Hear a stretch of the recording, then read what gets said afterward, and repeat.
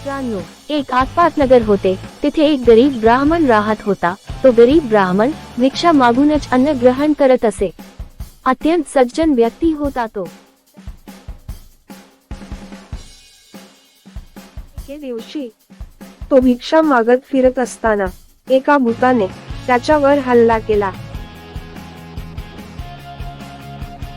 त्या ब्राह्मणाला हानी पोहोचवणार याच्या आधीच एक सुंदर अशी अश्वारूढ स्त्री तिथे आली.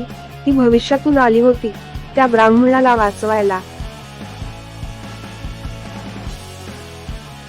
सुंदर स्त्रीने तिच्या आधुनिक अस्त्रशस्त्रांनी त्या भूताचा नायनाट केला आणि ती पुन्हा जिथून ती आली होती तिथे निघून गेली.